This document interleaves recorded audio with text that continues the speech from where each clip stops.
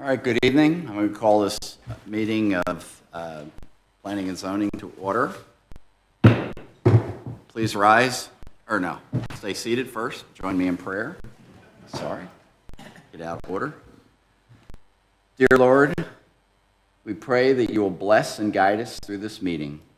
Help us to have productive discussions that will broaden our perspectives. Help us to resolve any disputes gracefully and find principles that we can agree upon. Help us to generate good plans that are practical, sustainable, and easily implemented. Guide us towards the best way to take action to accomplish our goals. In your name we pray. Amen. All right, now please join me in the pledges. I pledge allegiance to the flag of the United States of America and to the republic for which it stands, one nation, under God, indivisible, with liberty and justice for all. Honor the Texas flag.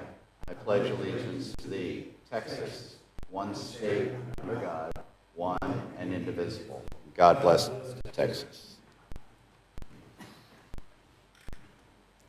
All right.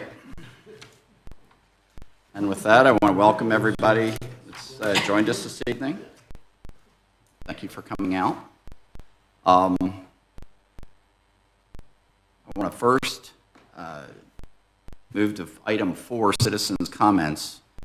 But before we do that, anybody that's going to present on or wants to talk about legacy, we're going to have that during public hearings, so you can wait until then or do it now. So you want to wait, Tony? I guess I'm getting that. Gina, you want to wait? Mr. Black, do you want to go or do you want to wait?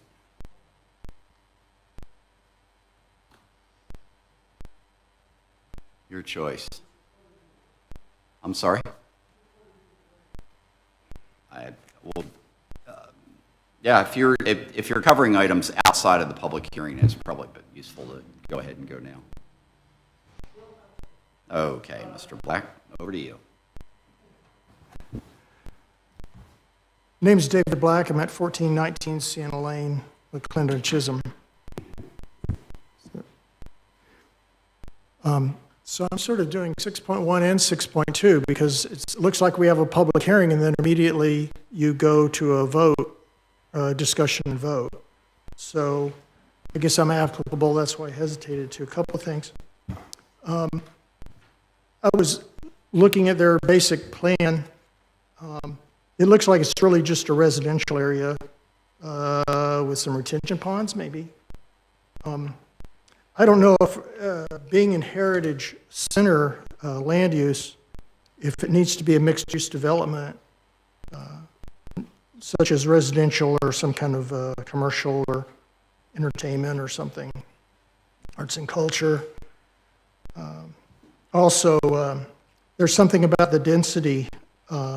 Density is what's key here. It's not lot size. A lot of people seem to think there's a minimum 1 acre lot size. But for Heritage Center, it was discussed when this plan came together, it would be done a little different. It would be basically the number of acres that are usable, so take away floodplain and rights of way. So however many, the number of acres that is, would be the maximum number of lots you could have. So if it was like 120 acres usable out of the 140, then you could have 120 lots, and it doesn't particularly set the size. I think planning and zoning will set the size in some areas. But you could have big multi-acre estate lots, and you could have really tiny ones, which we don't like around here too much. So I would hope there'd be a balance on that.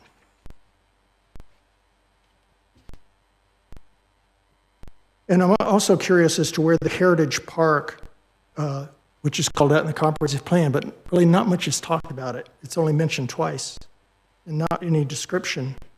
But where is this Heritage Park in relation to this plan?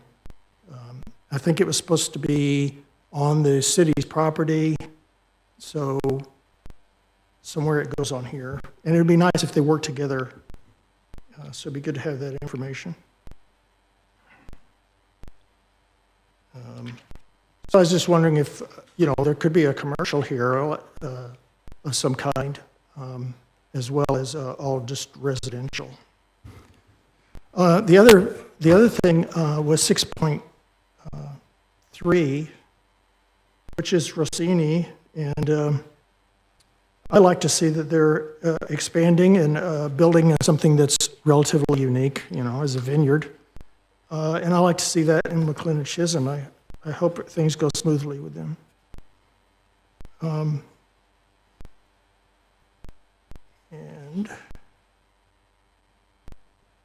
just excited to see the presentation on the commercial development across from Sonoma Verde and see if it's going to fit in or not. All right, sir, thank you. Any other citizen comments? I think we're good. That's also for public hearing, right, Chris? Public hearing. The public hearing, yep. Thank you.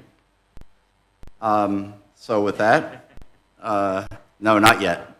Not yet. We'll do things in order here. Well, actually, I'm going to do things out of order. That closes citizen comments. I'm moving on to item 5.5 and 5.1, 5.2, which is approval of minutes. I don't entertain a motion at this point. I'll make a motion. To approve. Okay. All right. We have a motion and a second.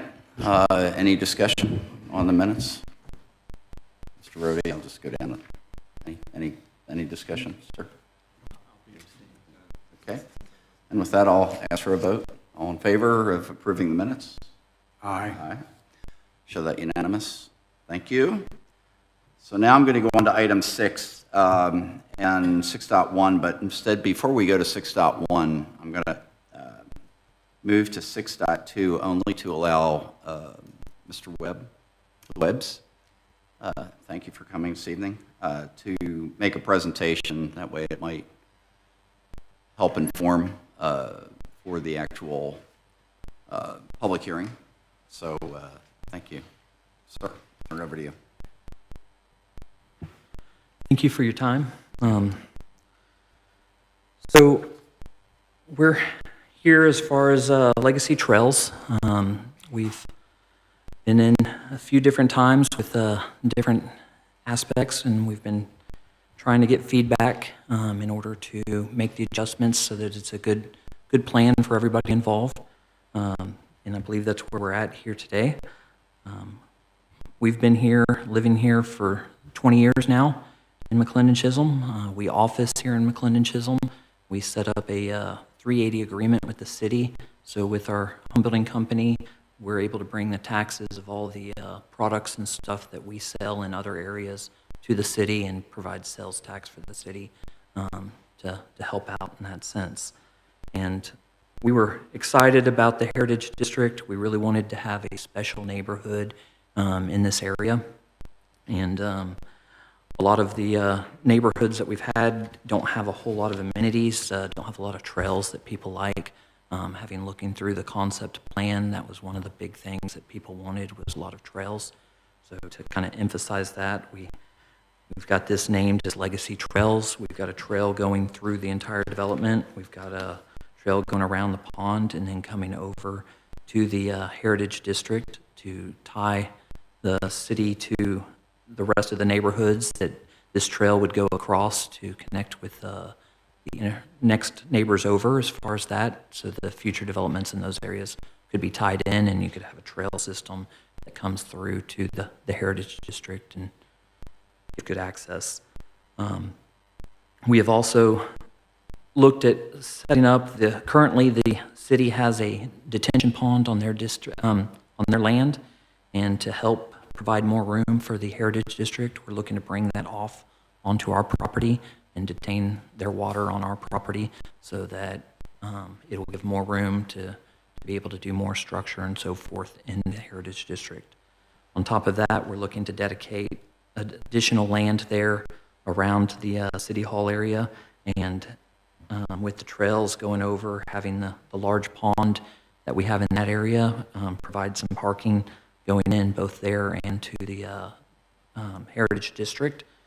So people can come in, they can go around the pond, go fishing, walk on the trails, go over to the Heritage District and see everything that's going to be over there, and kind of incorporate the city into the neighborhood. We have also, one of the main points that I know is always a big issue here lately is this is in High Point Waters, CCN, and we are looking to also put a water tower site in order to make sure that we have plenty of water for everybody in the High Point area that serviced for McLendon-Chisholm. So help prevent any future issues as far as water for the High Point area. Unfortunately, it will not help with the RCH side of things, but at least maybe the other side we can make sure that they don't ever get into problems as far as that.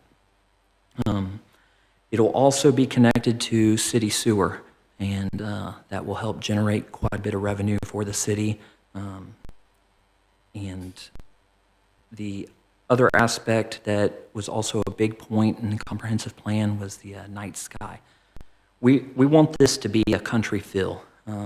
As with the image there, as far as the entrance monument, you know, we want that country feel. We want the irrigation to be minimized. We want to have kind of that grassy aspects there, some of the sage plants, different things in that sense to help as far as irrigation, and also give that country feel and keep that look that McLendon-Chisholm has.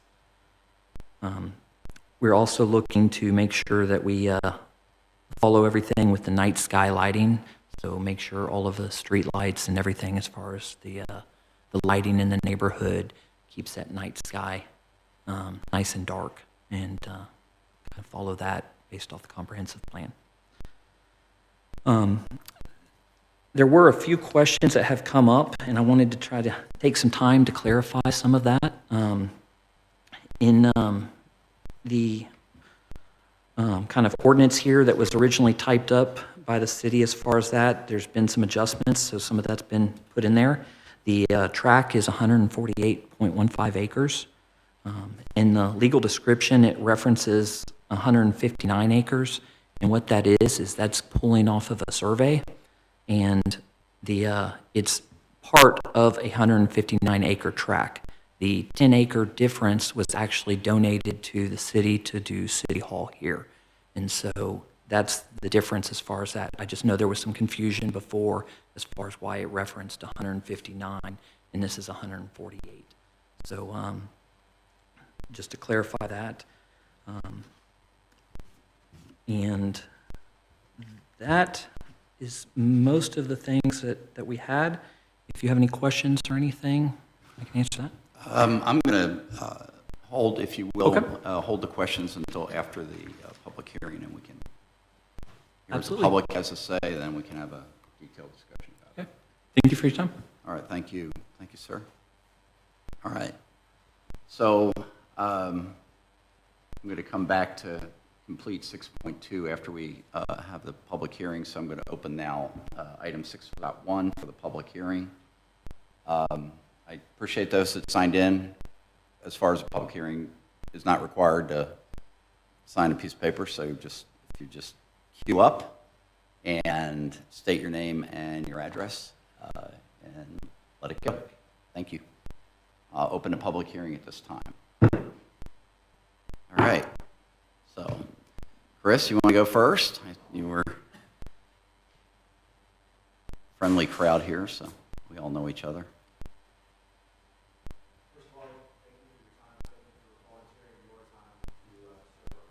Turn your mic on.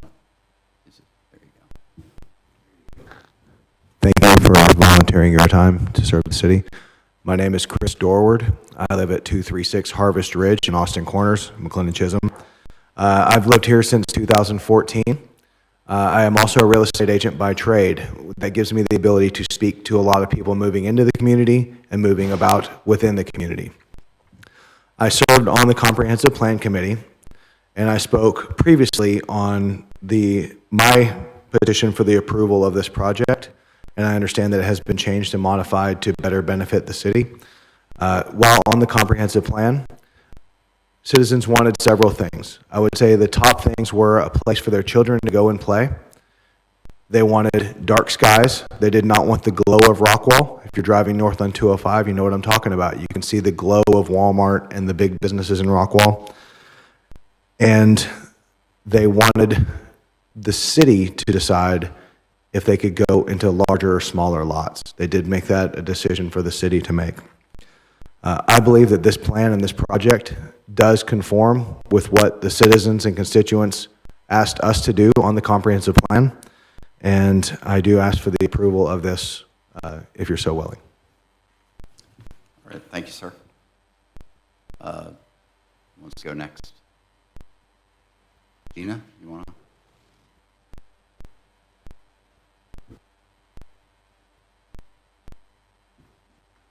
Hello, Gina Manis, 107 Cheney Place, McLendon-Chisholm. Thank you all for doing everything that you do. This is a hard job. So thank you for all your time and consideration. Thank you to the Webbs for doing their best to appease everyone while doing what they need to do as developers. I do appreciate the reduction of the home amounts. You know, I still wish we could have stuck to the comprehensive plan of 1 acre lots, but it's close. It's close. I feel like we've given a lot on that element because that's why we bought out here, is because this area was supposedly all 1 acre lots. But I do appreciate at least getting closer to that. The number one thing that we citizens want is a quality of life.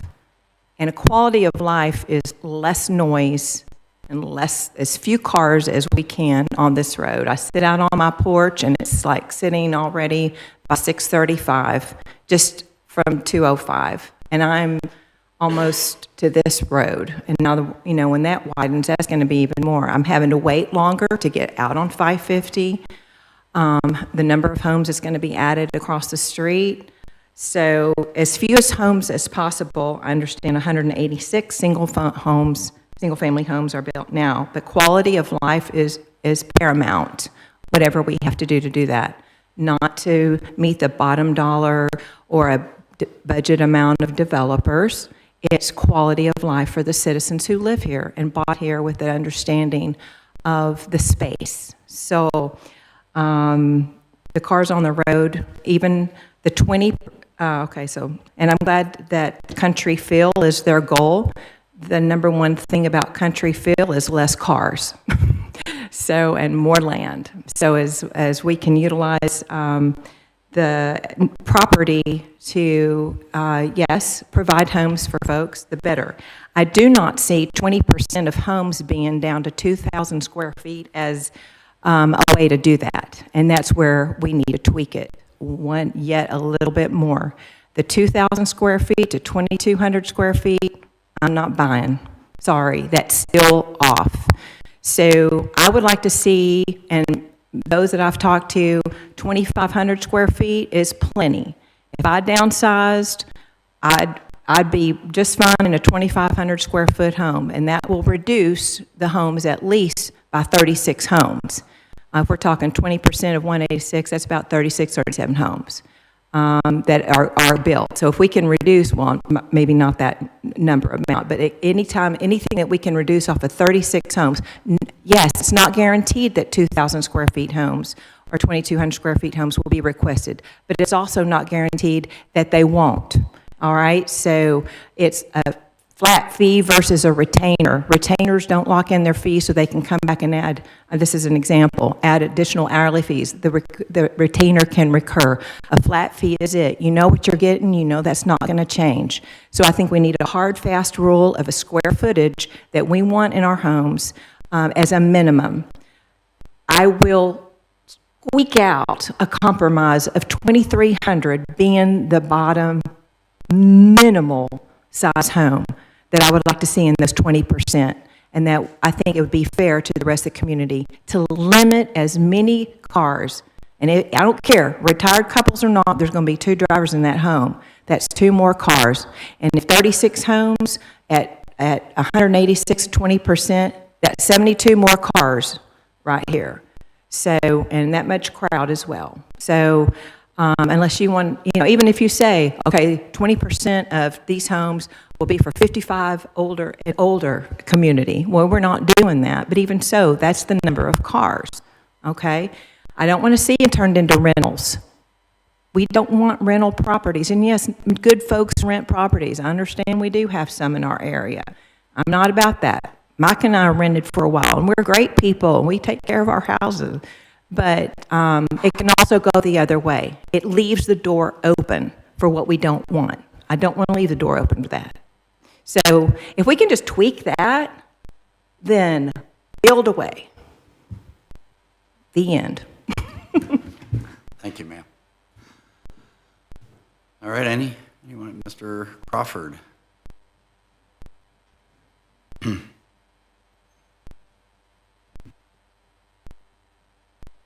My name's Tony Crawford, 104 Lavender Place in McLendon. I'd been the biggest probably proponent or opponent of the large number of homes and the small lots that we're going to be planned for here. So I appreciate the Webbs coming back with something that's more doable. I'm still a proponent of the comprehensive plan, the 1 acre lots, but if you drive through various small towns in their downtown area, where especially the quaint towns that everybody goes to the square and shops and buys all kinds of stuff that they throw away a few weeks later, that you see mostly half-acre lots with country homes, big porches, all that are right there. And so, to me, I think that would fit here very well. The only problem I have with the plan as it stands now is the 2,000 square feet minimum, but if the Webbs would not build on spec the 2,000 square feet and mainly stick to the spec homes being larger and let someone decide, and I know that the market's going to decide, what they sell, and let them decide as they come in to buy a home. That would be something preferable for that. But I do appreciate what they put into it. I think it's going to be a very nice neighborhood, and I look forward to seeing what it looks like. Thank you. All right, thank you, sir. Any others who wish to make comment? All right. I'm sorry? Is there one more? One more. Okay.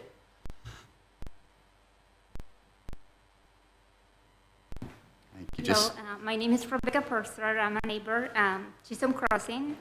And just like Gina said, pretty much, all the neighbors, we would like to keep the value of our homes, decrease the traffic.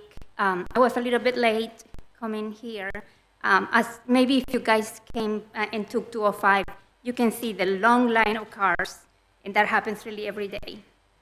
And so that's also an addition as to why we are concerned about the number of homes being built. So I just wanted to add that. Thank you. Thank you, ma'am. Thank you, Mr. Black. Okay, any other comments? All right, with that, I'm going to close the public hearing.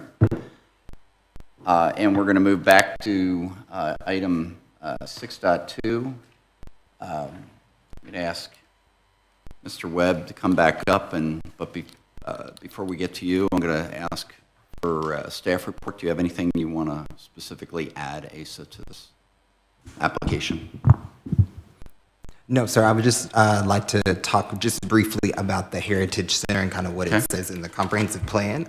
So just wanted to talk about the Heritage Center. So some of the things that were supposed to be there were parks, trails, a cultural center, and I just wanted to just make a note that the developers have agreed to kind of work with us as a city when developing this project in conjunction with the Heritage Center as well. All right. And that's it. Other than that, is staff the city recommends approval. Yes, the city does recommend approval. Okay. All right, and I just want to add my comments to the Webbs before I'm going to go back and let the commissioners have their points as well. But this development has been lots of different considerations, and I appreciate all of the efforts you have made, including efforts made today that even added some tweaks. So I'll just point out there's a sheet that for everybody that's on the, if you pull the one up that's in the on file version, it's not the most current version. We have the most current version here based on improvements the web's made today, which we thank them for. So just for the record, it's 142.65 acres with a total of 183 residential lots. 88 of those will be half-acre lots, minimum half-acre. 82 will be between 1 acre, 1/2 acre and 1 acre, and 13 will be 1 acre lots. So that's a different land distribution than was in the original concept that was online. And I think that's important because, as Mr. Black noted in the comprehensive plan, that this area was not considered the 1 acre minimum for development. 1 acre developable land didn't apply to this specific area because there was a mixed use consideration to be put into this area. That mixed use, in this case, I think, would address both governmental use along with residential, which is what the Webbs have graciously dedicated land. Remind me, 15 acres? How many acres are you dedicating? It's right around 15, I Yeah, believe. 15 acres of land that are going to be dedicated to the city that allows the city to move forward with the Heritage Center concept that it's been developing, provide some green space to include Correct. Opportunity for trails, which we've consistently wanted. And then the other part I'm going to highlight is the right-of-way, dedication of the right-of-way along 205. So there was actually a setback, if you will, and that will create a green barrier, if you will, between 205, or I'm not sorry, not 205, 550 and 550 is in a mess right now, so I'm not happy with TxDOT and the homes of this development, and then other landscaping So features. there's actually right-of-way dedication, and there's additional buffer as Yeah. well. Okay. Thank you for clarifying that. So those are some of the key points. But now I'm gonna. Anything else you wanted to add to the presentation? Not unless you have any questions. Yeah, I'm going to just go down the line here and start, Mr. Rhodey. Yes, what about the 2,500 square foot or 2,300 square foot minimum for a house? So to address the square footage as far as that, as a home builder, it's in our best interest to build a bigger, nicer house. Just purely selfishly, we make more money off a bigger, nicer house than we do a smaller home. So we have every incentive, every motivation to try to build a bigger, nicer home.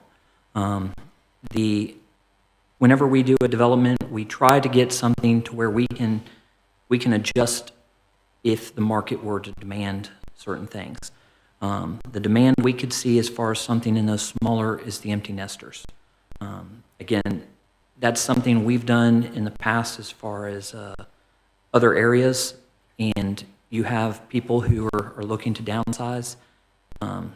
Different people are at different levels as far as that, and again, we would look to build a really nice house. Any concerns about rentals, this isn't a entry-level type product that we're looking to do. We're looking to build a really nice home like we've built in all of our other developments that we've done here in McLendon-Chisholm. Okay. Not to disagree with our chairman, but in my comprehensive plan, the Heritage Center is mentioned. And you said that the Heritage Center is not applicable in the comprehensive plan. What did you just say? I apologize. What did you just say, though? You said that the Heritage Center was not under consideration in the comprehensive plan. No. On page 41, in my copy, it says Heritage Center. No, what I was, I think, I was referencing, as I recall,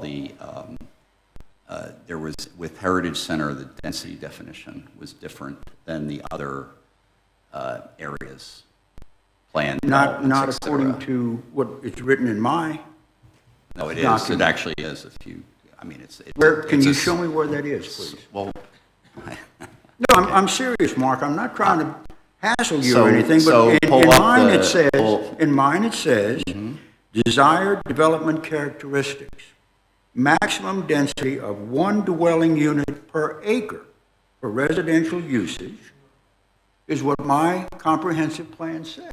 that's right. Correct. So where does what you That's say one. is in here? Okay, that's a. So we're getting in technical definition, but density, it's the number of homes you have for the total acreage. That's what that is saying. If you go to the, plan development, statement, it's gonna be slightly different than that. Where is it? I don't know the page numbers off the top of my head. I'd have to. Well, I don't understand how it can be different. It says 1 dwelling unit per acre for residential uses.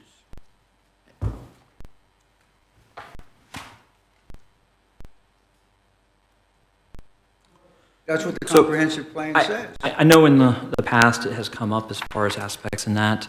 And again, like you read, it said desired as far as that part, not required. And again, we've made, we cut nearly half as far as that part in trying to get everything. What we're also trying to hit is trails, which do cost money. We do have to have additional lots to be able to pay for amenities in that sense. And again, there's no trails in any other 1-acre lot development here. No. If I may. Sure. So for example, to answer your specific question, if you go to page 44,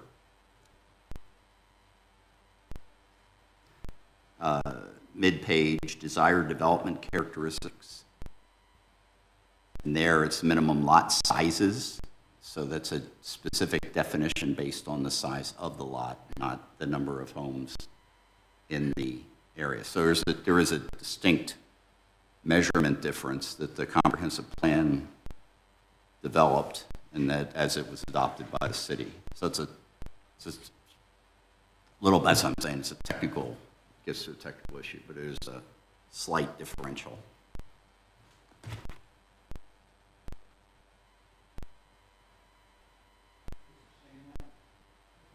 No, it's not.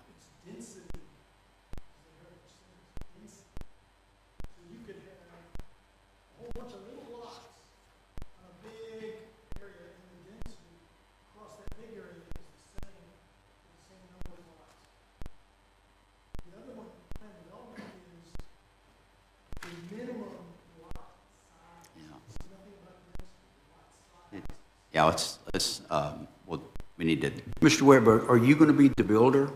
I live in Chisholm Crossing, across the street, which you guys built me an Altura home. I think, Mr. Whittle, you developed that area.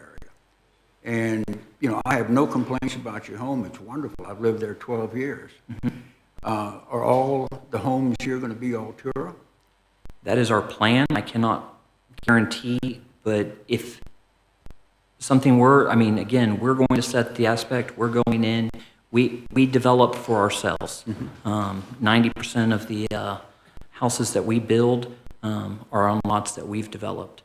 We rarely sell lots. So. I'm not trying to be antagonistic No, I understand. or I argumentative. just don't want to tell you All something I'm trying that to do I can't promise. is follow what the comprehensive plan states. Yeah. no, I'm just, yeah, but there is a differential in the two definitions. I don't want to get into one's a lot size measurement, one is a density measurement. It's a differential, and it was intentionally done that way, as Mr. Dorward highlighted. That was a specific definition adopted by the committee and or recommended by the committee to, through planning and zoning, I might add, and then also through city council for adoption. And it was because this area was going to be treated slightly different. In the comprehensive plan, actually heritage areas larger than this actual development specific piece of property we're speaking about now. It's inside that conceptual area. So it's a good question. And a lot of it gets confused sometimes. I'll be first to admit that. Anything else? Any other? Thank you. Yeah. Okay. Sir. Okay, mostly clarification questions for me. So if what was approved in the past, you wouldn't be here if you didn't want to change what was done. And it's my understanding that what was done leaves you with, in this 148 acres, 15 lots of acre and a half and 106 lots of 1 acre. Is that what? So, 13 lots of 1 acre, okay. and then there's 80, No. That's what you want us to approve, the change, right? oh, What was approved before? Why are you coming to us today? Because that would have given you 121? What? If I might, I had this conversation today. So the original PD that this encompasses this land is a much larger piece of tract of land that was for 1776. 1,700 homes, almost 1,800 homes, that were many varied in size, including very small frontages. And so that's how the PD was set up originally. Now, it was back in 2009. That PD still exists. The concept of the development is no longer, as originally conceived, no longer exists. So the Webbs purchased the property after this PD was established. So now the Webbs have to apply for a zoning change to change from that design to whatever else they would do, regardless of what it is. This is a zoning change. So it sounds like there's nothing that exists right now. The land is being used agriculturally, right? Okay. And that's the. Okay, that's why I'm saying I needed clarification. So, and then on page 12, and Asa, you could probably help me with this one. Applicant requested to increase the residential density to 328 dwelling units. That's what I'm saying. That's the old. What's the new? That's the way it's written there is confusing. I agree. That's. Okay. The staff. Tragically, it took me a little bit when I read that. Okay then. Sorry. If I had. I couldn't make sense of anything. I'm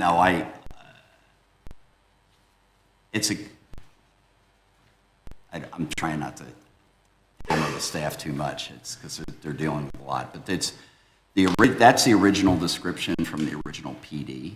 Okay. For this piece of what was the larger PD.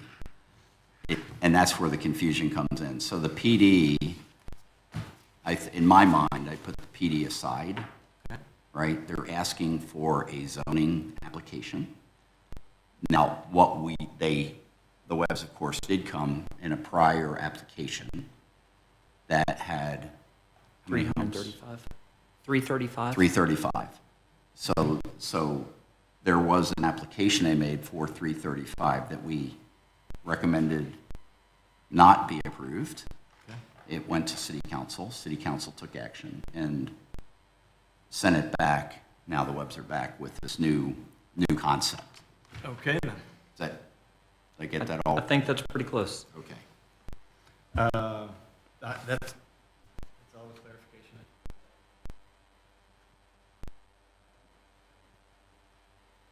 All right. Tom? Thoughts? No? Just listening. Mr. Packer?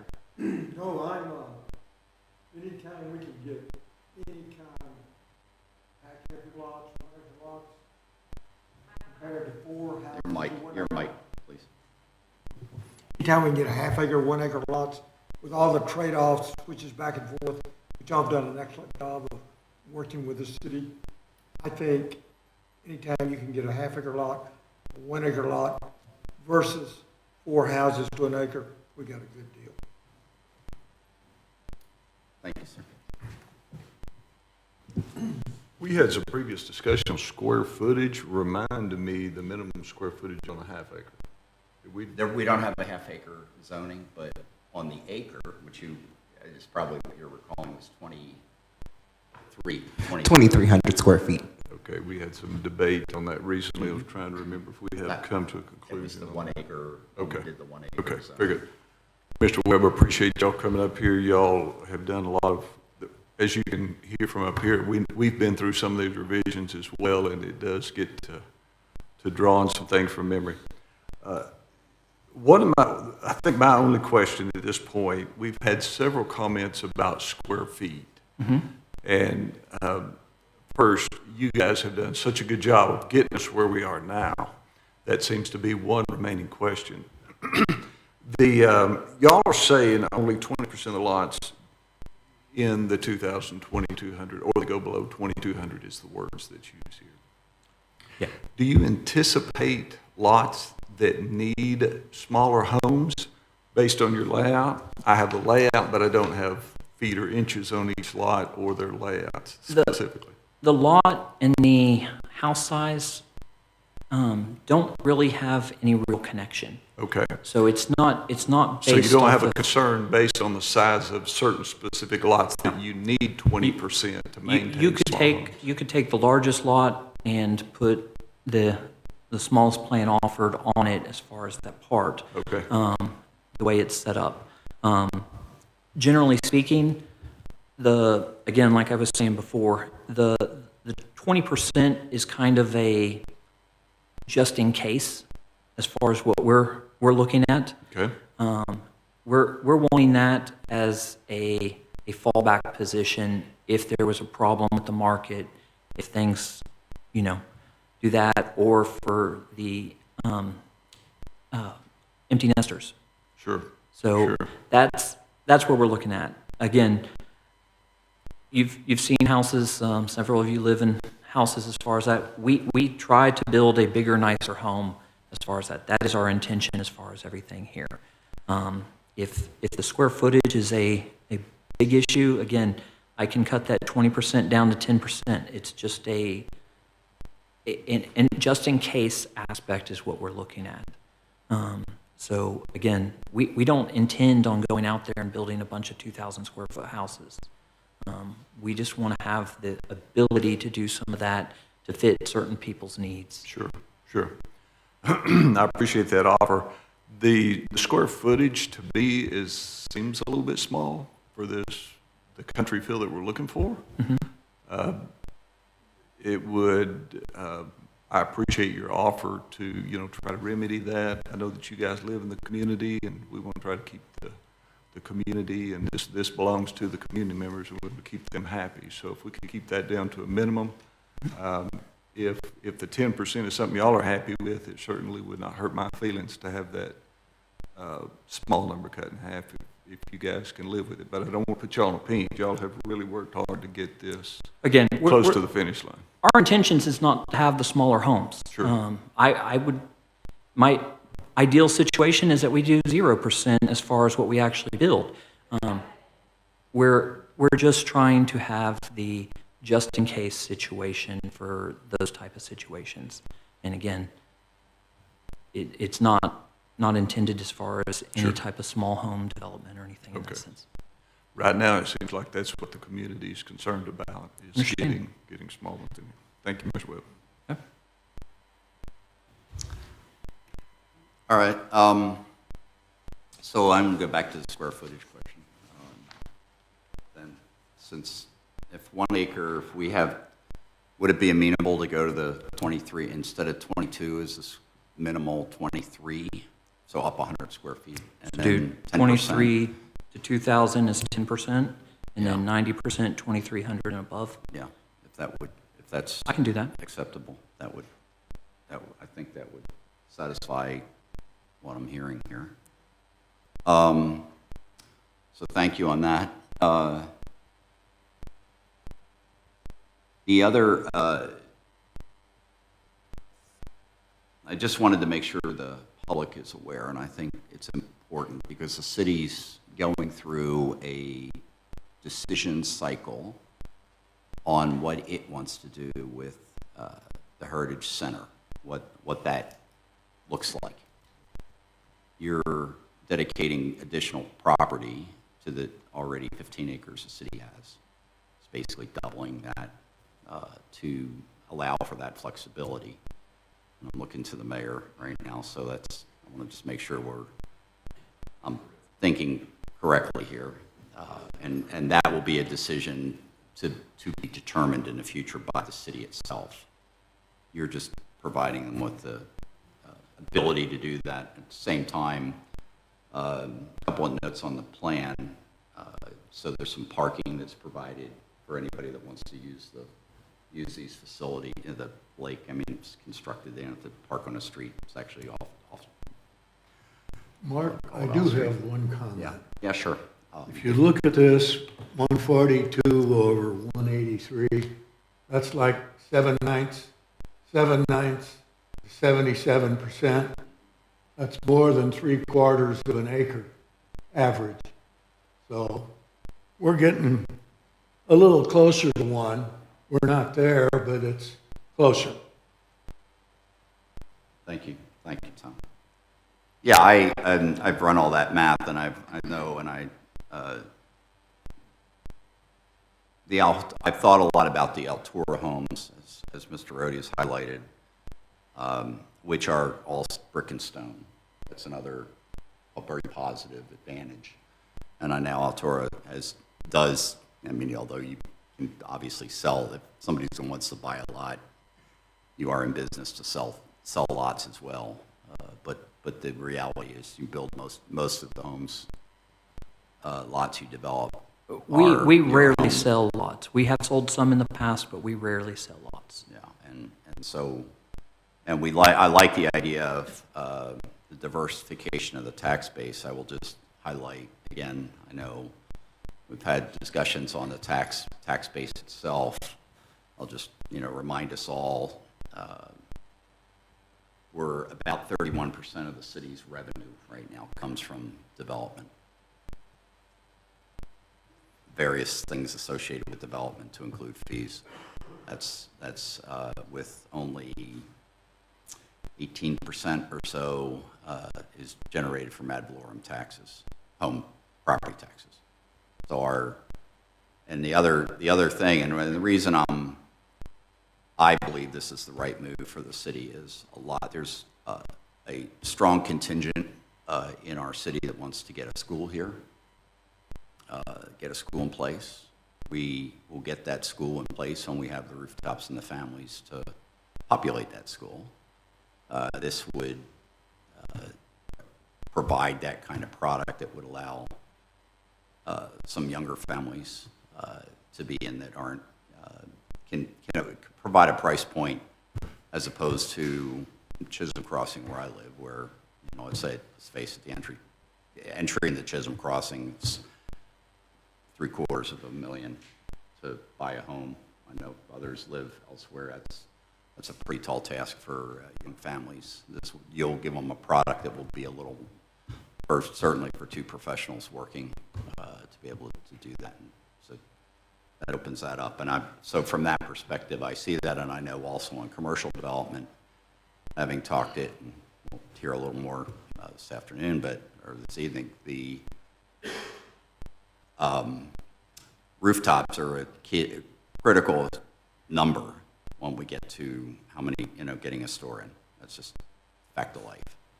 And the last comment I want to make, and I know road traffic, and I know Gina very, very well. I thank you for being a close friend. My experience on 550 and my experience on 205 is those cars that are driving those roads are not in McLendon-Chisholm. They're passing through. I've noticed since the last 10 years just on 550. the amount of traffic, but I can almost guarantee it's going north or coming south. And so I wish there was a way to do that, but candidly, that's one of the reasons we're working hard with the county. We, the city, and we, the county, are working hard to develop a better road plan for the entirety of the county. That is in the I said comprehensive plan, the strategic plan guidance and goals is to do that. And I know there's several people in this room that are involved in that effort as well. So anyway, that's just my thoughts. So with that, any other questions? And yes, sir. Go ahead. Since I didn't get any information out of this, tell me about the sewer. How do we make money on? Yeah, tell me about the sewer. Make money, or He said we were going to make money. I thought that's what he said. well, there's sewer. The infrastructure goes in. So we put in all the infrastructure. So Sonoma Verde has sewer as far as that part coming through. So again, the city had an income of 20, I believe 20% of the income from the city came from Sonoma Verde sewer, if I'm not mistaken. But you have different aspects. You have tap fees that you charge as far as that part. You're going to make, I think it's right around $500,000 to $600,000 just off tap fees alone. You're going to have the service as far as everything going through, because it goes through as far as the agreement with their going into the station that goes up all the way to, what is it, Seagaville or so. But the city has that in their budget. You can look and see as far as where they've made, and this would add additional services. Okay. Second one is the parks that we talk about here, or public, I guess, McLendon-Chisholm area. What is your obligation regarding those parks? So we would put in the trails, we would put in the pond as far as that part, we would put in the parking that's going in as far as that, and have everything basically built and handed over to the city. And I saw, and again, I saw something that said 33-acre park. I saw something that said 17-acre park. Are we talking about any parks, sir? So one of our previous versions had more parks with sports fields and different things as far as that, and that's where you're getting into the 33-acre. That was a previous plan that there's been pushback as far as the citizens, so we made some adjustments as far as that part, and took those out and made more just the trails that everybody was looking for, and the ponds for people to go fishing. Again, Trails and a pond. Okay. So, okay. Thank you. 15 acres. 15 acres Right about. is what's going to be deeded to the city. Yes, sir. Who's going to maintain those parks and that trail? So the city has requested us to dedicate those over to them, and so that would be to the city as far as that part. The other option was the HOA, but the city feels that they have a better chance of keeping everything up than the HOA.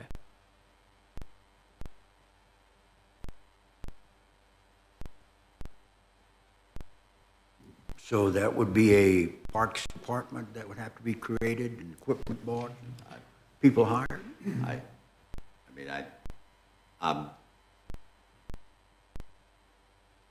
It would all be, go ahead, Jay. Jay Webb.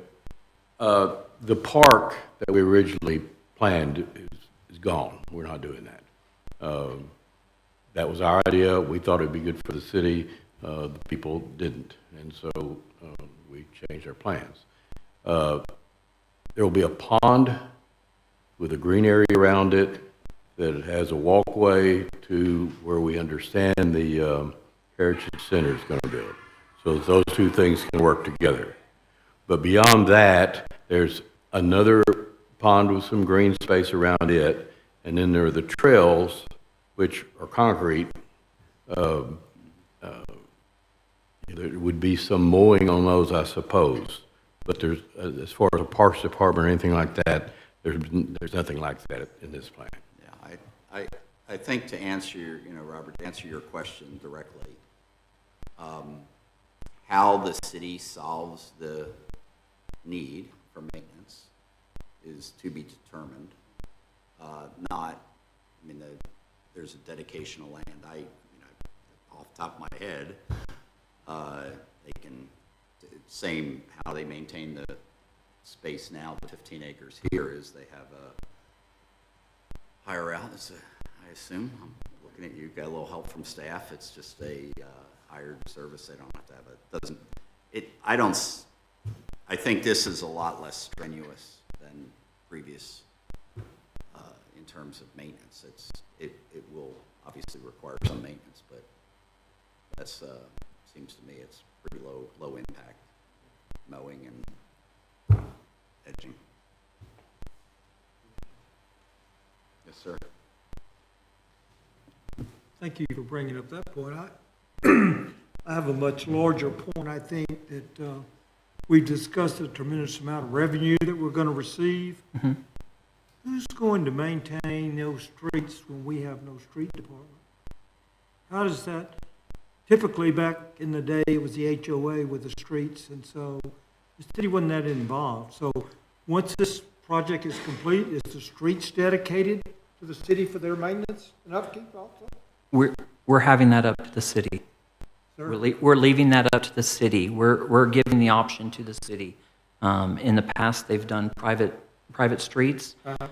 They've had issues as far as some areas as far as that.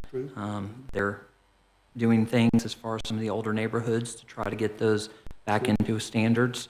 So there's been opinions that that's been a failed bid. We don't care one way or the other. We're leaving it up to the city on how they want to handle that.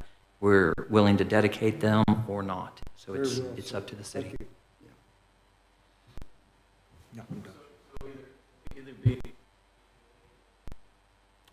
Correct.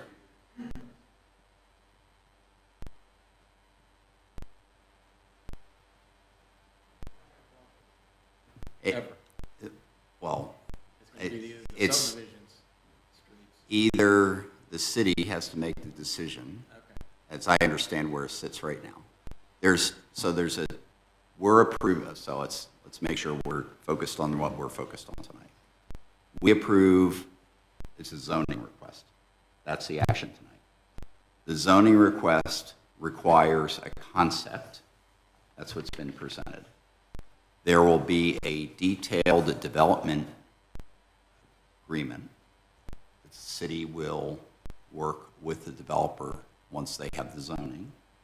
That will come before us, which will have the nitty-gritty, a lot of the nitty-gritty details, candidly, we've been talking about.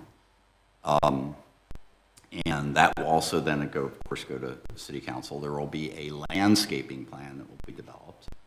And then at some point, plating would come before us too, once we get to the details of the plats. So there's multiple steps. So the only thing we're approving tonight, zoning. The zoning request to change this from an ordinance to create a PD for legacy parks. And then with that is two things: concept plan, development standards. And development standards are the broad development standards we've been talking about. Did I get all that right? Okay.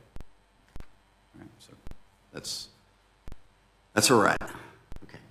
Everybody satisfied? Okay. Can I call for a motion? I make a motion to be approved. Okay, do I have a second? Okay, I have a motion and a second.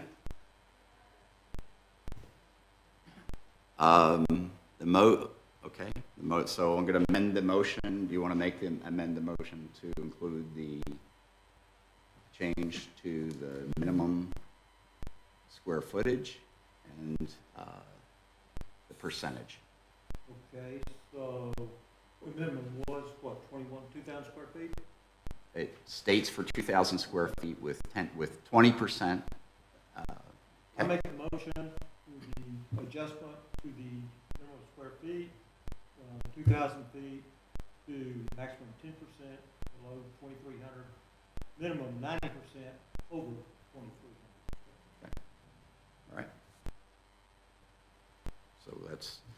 So we're approving so we have a motion and a second to approve the zoning request for this development. That's with those standards modified. All right, any other discussion? Anybody have? Okay. All right, with that. All right, thank you, Tom. Appreciate that. Okay, now we'll vote. Okay, all in favor? Aye. Go ahead. You're gonna, okay? Are you in or out? I just want to make sure I get this captured correctly.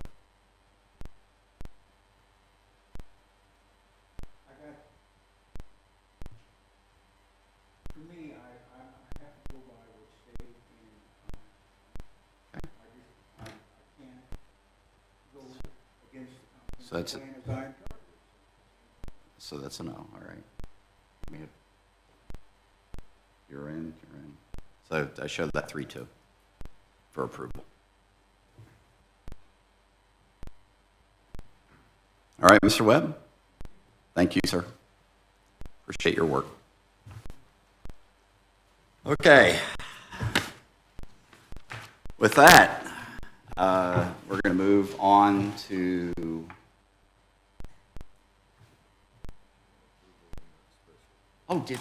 we have to come back. Thank you for doing that. I'm sorry, I was just pointed out. I thought we had approved both minutes, and was pointed out that I need to approve 2 sets of minutes because they're 2 separate agenda items. So can I have a motion for approval of 5.2 for the minutes of the special meeting from the 29th of August? Make a motion to approve the special meeting dated August 29th, 24 minutes. Okay. Second. All right. Any discussion? All right.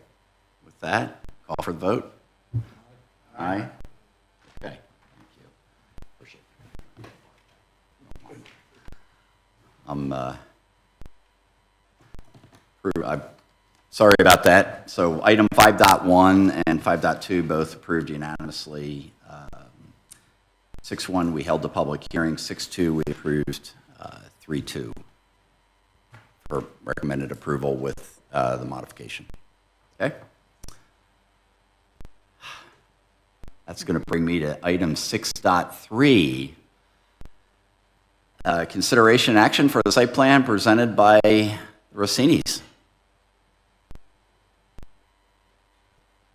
Thank you for coming out tonight. I'm going to hand it over to you. You can describe what you're asking for. Hi, thank you for having us tonight. So what you have in front of you is a site plan for an additional building for our winery. It is going to be a building that will expand multiple capabilities for us. Our wine storage, as far as our bottled wine storage, our barrel storage. As we grow our barrel program, we need bigger space to house our barrels, a bigger production area for making more wine on site, and then we are going to do an event room so we can do events inside versus outside and have those things contained into a room.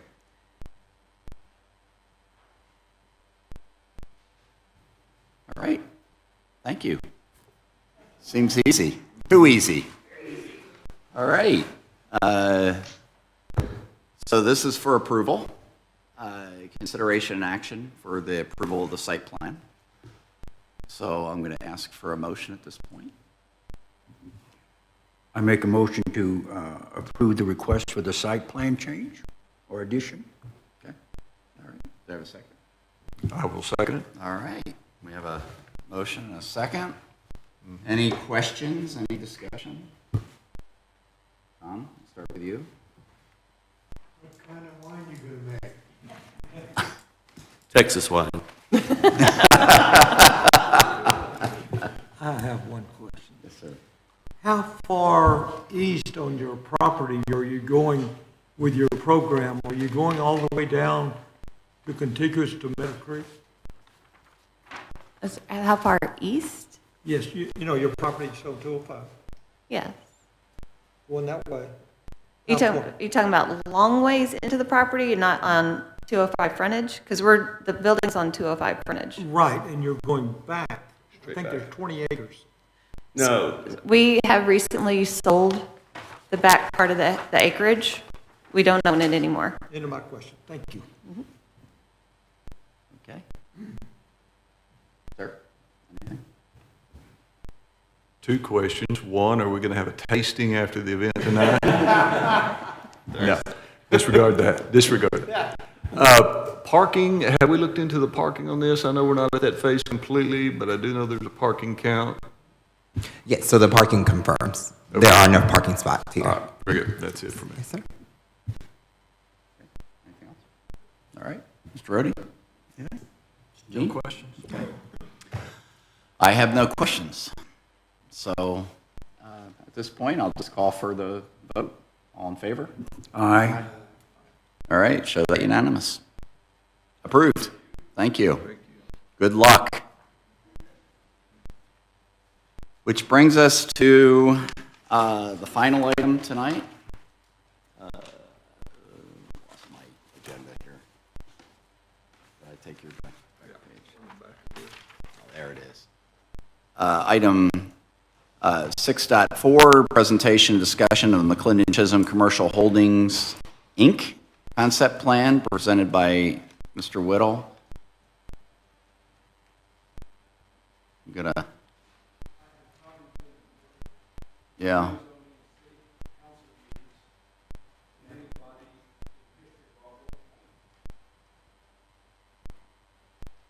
Yeah. I'd like to do, if I There we could, Rob, can I do a Yes. little introduction first for Yeah. you? So the reason this was put on the agenda for the commission is I asked, based on the conversations we had, city council, some city council meetings, and the broader conversations about commercial development and where we are to help bring the commission up to date and bring the public up to date. I've invited Mr. Whittle to come and present.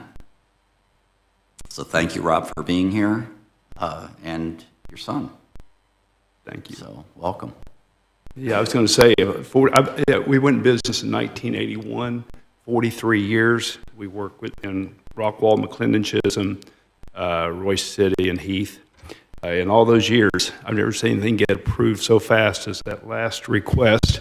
I've come to the conclusion, if you have liquor with the deal, it's a slam dunk. Wine, Rob, wine, not liquor or wine. I'm going to give just a bit of background because it's significant to where we believe we're going with this. Our company been in business 43 years. We have 18 single-family communities throughout the area. Over 3,000 lots that have folks that have moved in. If you take that times 3 people per household, that's 9,000 people. The interesting thing about selling that many lots and homes through the years is you learn early on that there's a need for services. It doesn't surprise any of us, but that takes a while. You have to have a residential base before you can create a commercial base that will work. I'm going to just quickly point out 3 of our commercial projects through the years that'll make this make some sense. One of them that you're familiar with is the harbor. We did the Hilton Hotel, which our family owned for 10 years. We sold it. Wish I'd never sold it, but anyway, it was a good payday. but we also built all the retail and the restaurants. You have to understand that, and I bought all that land in 1986. We that, well, the Cinemark opened in 05, the retail in 06, and the hotel in 08, but about 20 years from the time I zoned it in 1986 as a young developer.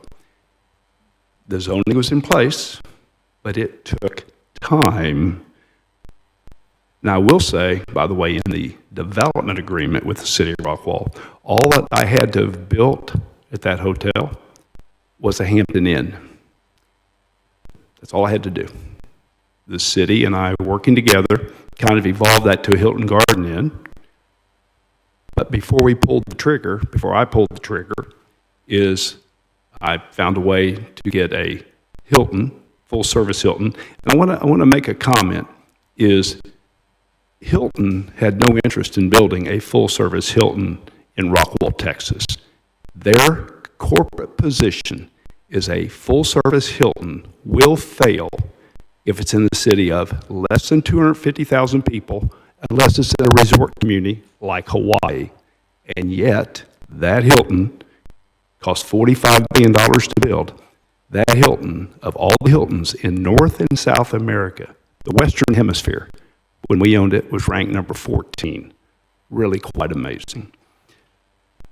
All of that worked, but it worked because the city of Rockwall, which I'm so grateful for, worked in partnership with us. And all those cool things you see on the lake, all those boat slips where people come and go, that cool fountain and the amphitheater, the city of Rockwall built that. Now, I had to make an agreement with them that I would make sure that our company, over a few years, built X amount of commercial tax base. Generally speaking, it was 50 million total. We far exceeded that. They also helped build some of the roads. But the city of Rockwall had a reason, is up until the harbor, if you were a city of Rockwall resident, you had zero access to the lake unless you're going 70 miles an hour across that bridge. Because, as we all know, every home, you have to go through the yard to get there. The harbor accomplished what the city wanted, and we found a way to make it work. And we obviously invested a lot of money to do it. It was a win-win-win deal, and I would argue to this day it's a win. Now, we have to go back, though. There was a segment of the Rockwall population back then, thank goodness I had my zoning in 1986, as Rockwall started to grow, that wanted no commercial there. In fact, this won't surprise you. You know what they would like to have seen? Some of the residents would like to have seen? For it to be a city park. That's great, but it didn't achieve. Now, I'm going to fast forward. A lot of folks are familiar with Buffalo Creek Golf Club. When we did it, it was the #1 daily fee golf course, #1 daily fee golf in the state of Texas when Mr. Perry and I opened it. And #2, in the third year of being open, we held the final qualifying of the U.S. Open. That is virtually impossible to pull off.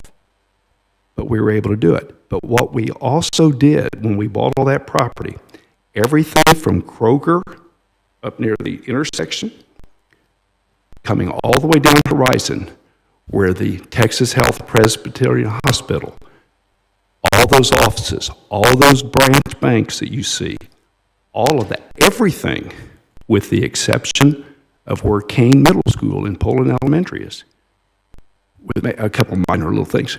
We zoned all that. Why? Because I knew once we built Buffalo Creek Golf Club and Fox Chase and Rainbow Lake, there would be a need for services. Those are just two examples. Now we come to McLendon-Chisholm.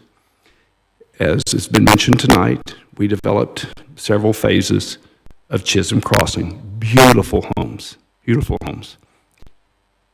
But when I bought all this land 20 years ago, plus or minus, most of the property that we have zoned commercial or general business was already zoned prior to me buying it. Now, we did add the other two corners where the Sonic convenience store is, but most of it was already zoned all the way to the cemetery. One of the things that I've been consistent through the years, through several mayors, several councils, is, guys, there will be a time in the future that this commercial will make sense. We're almost there. As several folks at the city know, we sold Brookshire's, their site, in 2007. Now, if you would have told me it was going to be 17 years later and they still wouldn't have built a store, that would have surprised me. I will say that when we were selling Brookshire's that site in 2007, I tried to write into the contract that they had to build a store within 5 years. I got a call from their attorney, very nice man, but he said, Mr. Whittle, let me be very clear with you. The Brookshire's family is not going to have a developer dictate when they're going to build a store. He said the family operates at that time with virtually no debt. When the time's right, they will build a store. Well, gentlemen, as you know, we're getting very close to that. We're getting very close. The reason I asked my son Grant to be here tonight, those of you who have built a business first, we all know, you can set a vision, you can head a company in the right direction. I think we've done a masterful job of building our company. We get our nose broken and eyes blackened in every recession, just like every other real estate developer. However, I stay consistent. But fortunately for me, I have 3 of our younger family members have come in, and they handle so many of the day-to-day operations. This is a hard business. It is a business that takes less cost. Fortunately for me, the reason I asked Grant to be here, fortunately I was able to hire him back away from a commercial leasing company in Dallas, and guess what their specialty was those years that he was there, is commercial sites and, surprisingly, grocery stores. So he's the one that is the boots on the ground every day. Before Grant mentions kind of where we're at, and I'm going to have him walk you through it to the detail that you want, but I want to be emphatic. And again, I am so appreciative of Mark inviting me to be here tonight. I really am, because I want you to understand, but you need to understand, this is just a working copy. This will change, this will evolve, as we've got some really cool ideas, we really do,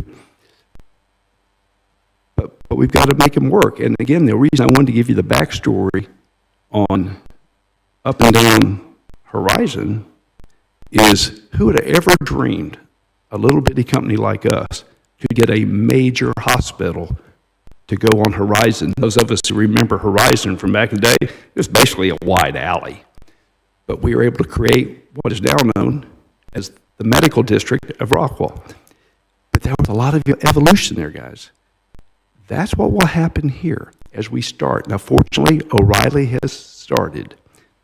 That's a start. They paid a lot of money for that site, and that's important, not only to our company, but to create the commercial base that we're all looking for. So I'm going to turn this over to Grant for a minute so he can give you kind of the specifics of what we're doing, and then I'll step back up and answer questions. Thank you, sir.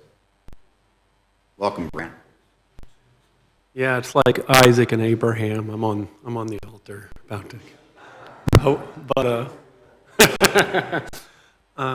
yeah. So I've been working on this site for coming up on 2 years. 2 years now, and I'm happy to give any details that are kind of being requested. I believe we were kind of asked to be here, so, and love to be here. But I would love to maybe answer any questions you guys have. Okay, but before I do that, what might be helpful is, can walk us through conceptually how you see this unfolding, because there's obviously multiple. Absolutely. Stores. Do you mind if I hop off the mic and walk on over there? Is that okay with you? Well, if you can move that over there, okay, so sure. Let's do that. So the mic can capture that. That would work well. Or you can use, or we have a mobile mic too, if you want.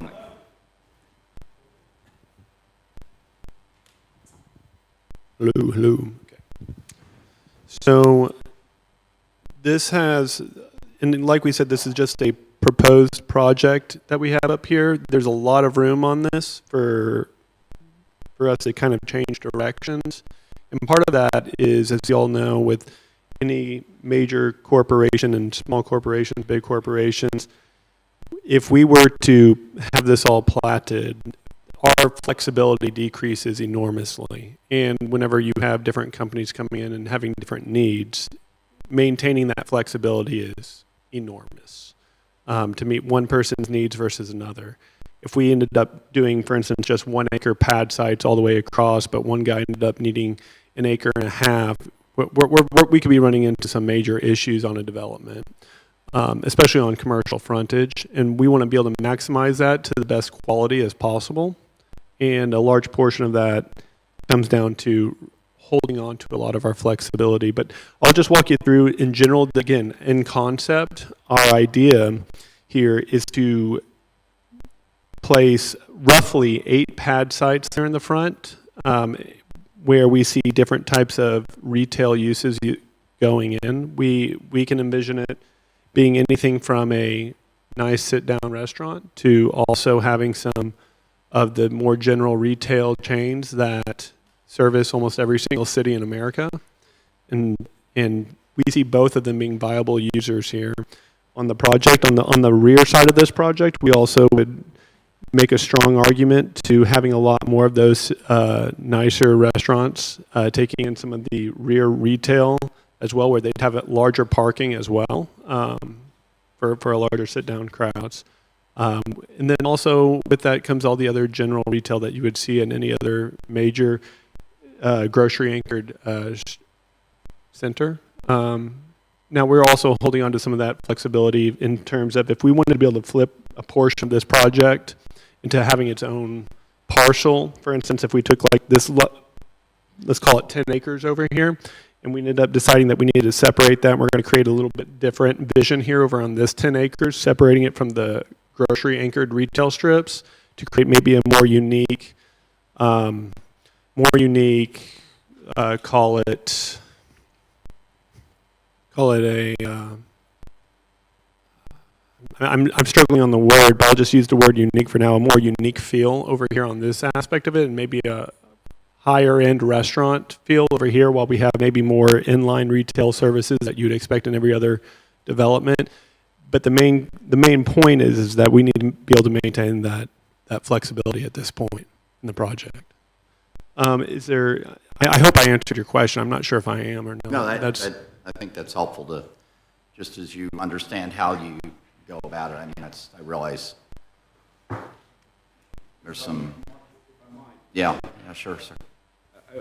We are, again, as with virtually every project we've ever done, several thousands of acres, we're always still dealing with FEMA issues and, all utility issues. That just comes with the territory. Those are the things that we wrestle, again, whether it's Buffalo Creek Golf Club right now, our largest project right now is Heath Golf and Yacht Club. And again, it's got several zoning classifications. And again, all those same issues, water, sewer, but that's what we do. That's what we do. And just, I want to highlight that this is all set up for sewer right now. The entire, that's correct. The sewer would provide for the entirety of the parcel. That is correct. And we've also had very nice conversations to date with RCH and working with each other. They're trying to get some easements, and again, we've had a very good relationship with them. Honestly, going back all the way to when we first developed Chisholm Crossing back in the day, because that first area of Chisholm Crossing back in the day was in High Point's service area, and we were able to work with both groups and got it to where it actually brought it forward. Yeah.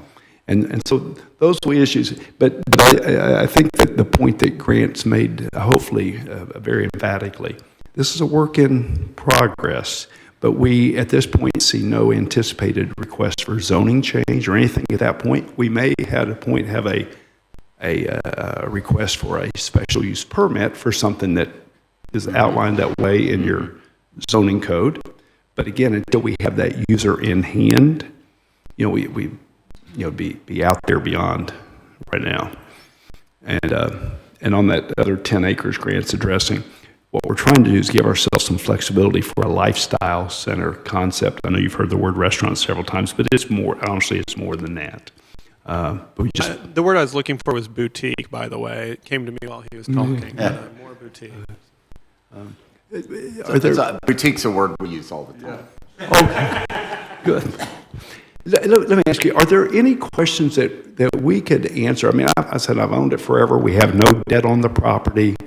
We're not, and I want to make sure I communicate one other thing, Mark, if I could. We don't have a sense of, the thing, again, as a young developer, I borrowed money like everybody else. And boy, there's a price to be paid for that. But when you're a young developer in this business, very intense, capital intense business.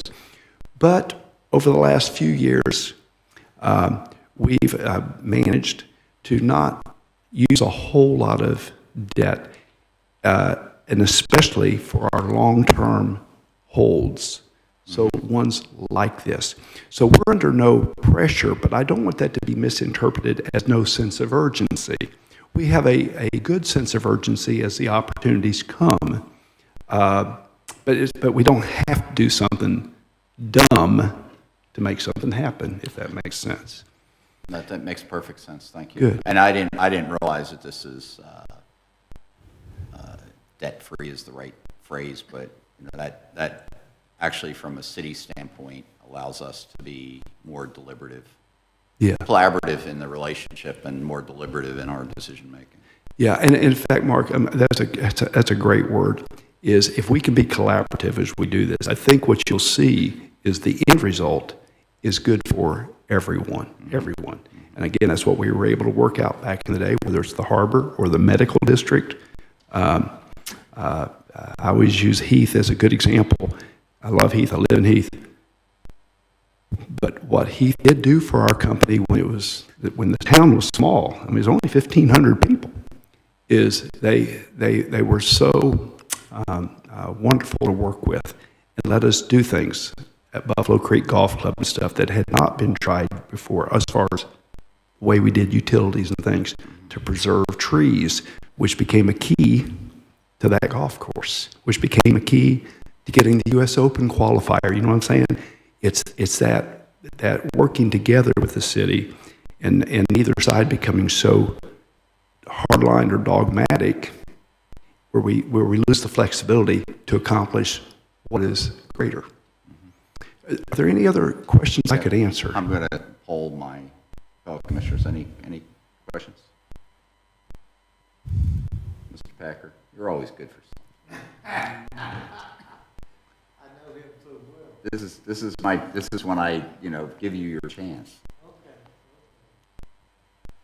Well, the thing he's saying is, which comes first, the chicken or the egg?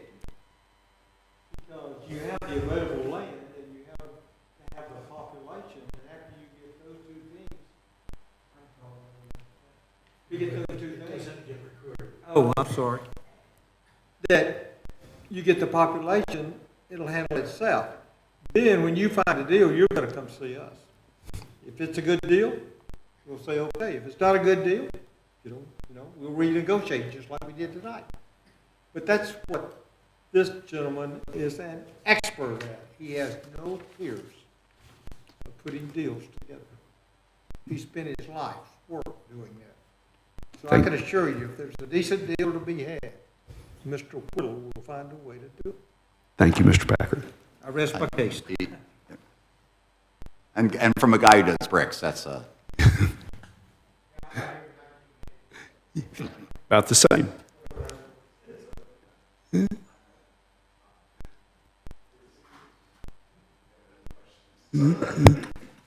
No questions right now, but Grant, we appreciate you coming up today and telling us kind of what your ideas and kind of what you're putting together here, and we look forward to working with you in the future and seeing you guys moving forward on this. We look forward to it. Thank you for coming.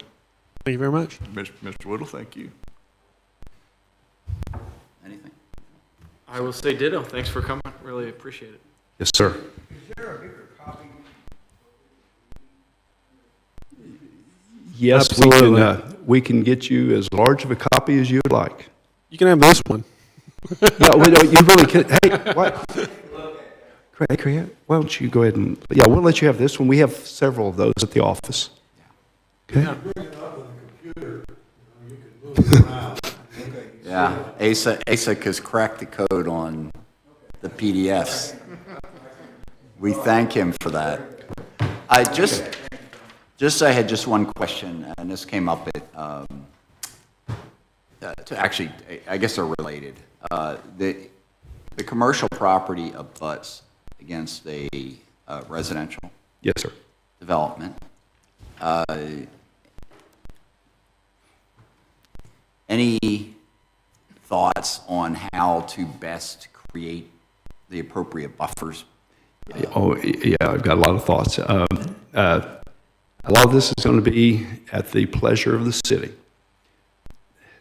Brushy Creek, which is the creek that comes through there, and we own property on both sides of 205, this Brushy Creek. What we see there, clearly is floodplain. There are ways, Mark, that could be developed into either a park, doesn't have to be an active park with swing sets and all that. It could be a passive park, could be that. One of the people that we've talked to, remember, we make lots of calls. We make a dozen calls a week as a company with everything we do. It's in our DNA. But one of them was a plant nursery, but not a plant nursery that there are a lot of fine plant nurseries, but this was more of a lifestyle plant nursery that had a retail component, a coffee shop component, plant storage on the back, which is attractive, along a passive walking trail along that creek. I mean, those are the kind of things that work that I believe adjacent residents would like. Mm-hmm. And it works for the commercial because it makes what we do appear to be bigger than it is. Mm-hmm. And again, that's a win-win-win deal. Okay, good. The other question I have is, and this came up about storm runoff. As you develop these commercial pads, parking, right? A lot of hard surface. Yes. How do you? And I noticed it has a retention pond at the south end of it. Yeah, and it actually has two. Yes. Okay. Yes. Yeah, if you could just talk a little bit about those. Okay. Can I tell you? Remember, this is a work in progress. It's an understands concept. It's a concept. But the amount of retention that's going to be needed, engineers are going to speak to, and your city engineer will have to acquiesce that it's correct, or we redo it. And again, we're used to doing that. We've tried to not be site-specific yet on exactly where it'll be, but let me tell you why that is when Brookshire's bought the original 6 acres from us, that was what they needed in their mind. Well, if you recall, they came forward to the city of McLendon-Chisholm about a year ago, and they had purchased another acre and a half or so behind it from another owner, which again, we cooperated with it because we control the deed restrictions by 75% of the votes. And we thought, oh, good, they're going to build even a bigger store. Now, not that I don't have a vote at Brookshire's, I'm not on their board, but I've been pushing like crazy for them to do their high-end store called Fresh. Now, they may never do that. But the reason I'm trying to keep the flexibility on where that retaining pond goes is one reason, guys, is by keeping the flexibility and not platting that, is what I'm hoping happens in the Brookshire's negotiations. Remember, I've already collected my money, is to sit down and say, boys, if you'll build Fresh, we can give you some more land to help you. I mean, literally give it to them if need be. Move our retaining ponds. And you'd have to say, by the way, this land's worth a lot of, I don't mind telling you, O'Reilly paid $19 a square foot, $800,000 for 1 acre. So you'd say, gosh, if it's worth anything close to that, why would Mr. Whittle, who's got, some little bit of financial acumen, why would you give some away? Here's what I know. If I can talk him into Fresh versus a normal store, our pad sites go up in value. Your tax base goes up in value. We all win. But if I get married into that retaining pond right there, that flexibility's gone. And right now, since there's nothing out there other than an O'Reilly's Auto Part, so what we've asked for the city is just give us a little bit of flexibility while we work through this Brookshires deal. Because we think there's a possibility, if we maintain flexibility, that we can better it for everybody. Yeah, okay. Thank you, that answers the question. Okay, yes, sir. So, any other questions? Anything come to mind? Thank you so much for having us. We're gonna ask you to stay in touch and come back. Yes, sir. If you don't mind. We're really excited about what the future portends here. All right, and with that, I have no other actions on the agenda. I'm going to ask for a motion to adjourn. So move. All right. Seconded. We're adjourned. Great job, guys. That is the man that invented sell the sizzle, not the steak. Steak and steaks and sizzle. That sounds pretty good.